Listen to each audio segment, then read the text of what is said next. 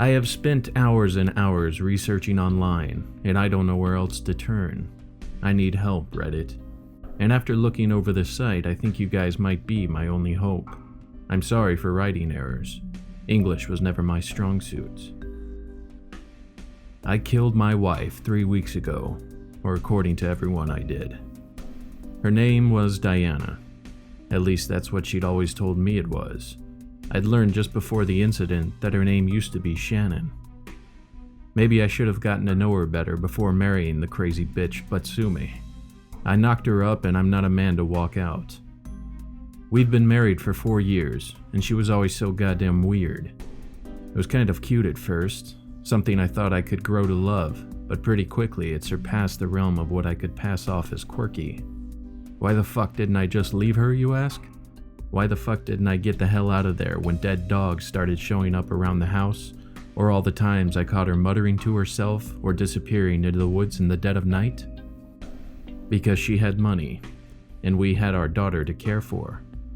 Elise is the goddamn best thing in the world to ever happen to me.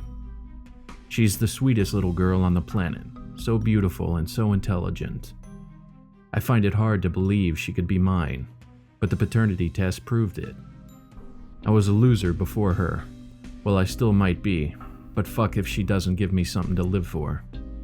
So the last 6 months before shit hit the fan were absolutely crazy. We lived in the suburbs. Our house was just a little further back than the others, into the woods.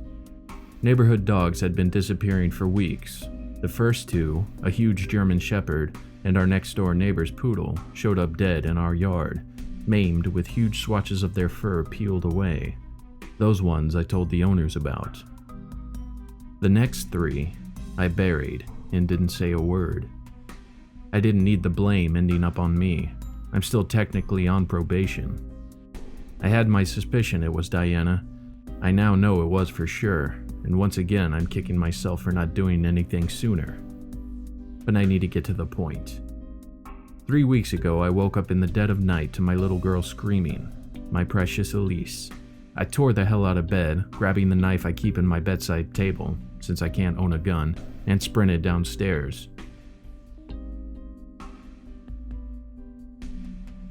There in the kitchen was my wife, twisting a knife in her own skin, carving patterns, circular swirls. Her eyes were rolled back in her head and she was screaming bloody murder. And she was wearing a coat made of goddamn chunks of dog pelt. I scooped up my screaming daughter and all, but kicked down the front door, running outside with her. It was almost impossible to see because of a thick fog that had rolled in. The lights of nearby houses were flickering on as the screams of my wife and daughter woke the neighborhood. I'd made it down the driveway before something impossibly heavy slammed into my back. I dropped like a rock, just barely managing to flip towards my side so as to not crush my screaming daughter. Above me stood my wife, drool slipping in long ropes from her mouth, and I couldn't move. Elise scrambled from my arms and ran towards the neighbors who were now pouring out of nearby houses. I saw my friend Joe running towards us with a baseball bat. My arms were locked in the position they were in when I fell, looking like I was clutching air to me as the daughter I'd held was no longer there. My face turned partially towards my wife. My eyes strained to see her as she stared down at me. She was dripping blood and drool onto my legs. "Diana, stop! Stop!" I said to her, my voice hard to understand through my inability to move my jaw. I could hear the neighbors approaching through the thick fog, and I begged in my mind that someone had the sense to get my daughter away from here. There was a growling noise from deep in my wife's throat as she then bent forward and grabbed my knife that was still clutched in my hand. Then, without any notice, she slit her own throat and collapsed. The second she hit the ground, I could move again. I scrambled to my feet. My brain felt dizzy. I didn't know what was going on, but the next thing I knew, Joe had tackled me to the ground. My shoulder splashed into the puddle of my wife's blood, pooling onto the ground.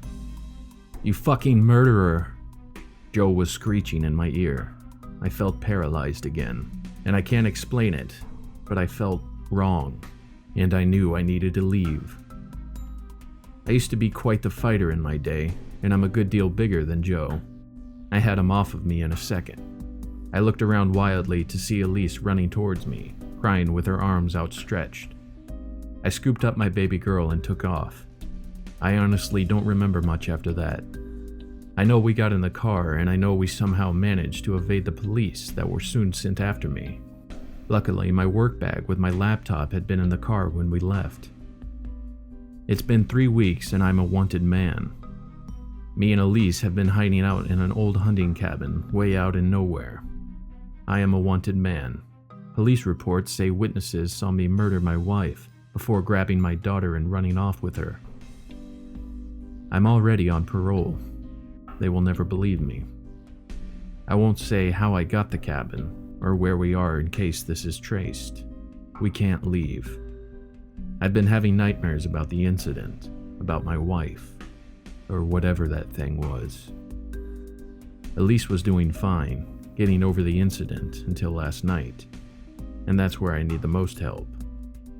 We were outside the cabin. It was evening and I'd started a small fire to cook marshmallows. I made a quick trip to a gas station store the other day. I'd bent down to rummage around in the bag for more marshmallows, and when I looked up, Elise was gone. I was frantic looking for her, until I found her on the edge of the clearing the cabin is in, staring into the woods. On the edge of the forest staring back was a deer. The eyes of the deer and my daughter's were locked, like some creepy staring match. I shouted for Elise to come over, but she didn't move. I ran to her in a panic, shaking her and shouting. The deer didn't even fucking move. Finally, I turned my attention to the deer and shouted at it, scrambling for rocks from the ground and throwing them at it. It ran off when one rock struck it in the head, and then Elise collapsed and began to scream. She screamed herself to sleep by now, and I don't know what to do. If I take her to the doctors, I'll be arrested. She'll be orphaned. And I have the sick feeling that whatever happened with my wife isn't over. Please help, Reddit. I don't know what to do. Today's No Sleep story is from username VivereAutMori. New videos every week. Make sure to like, comment, and subscribe if you haven't already. And sweet dreams.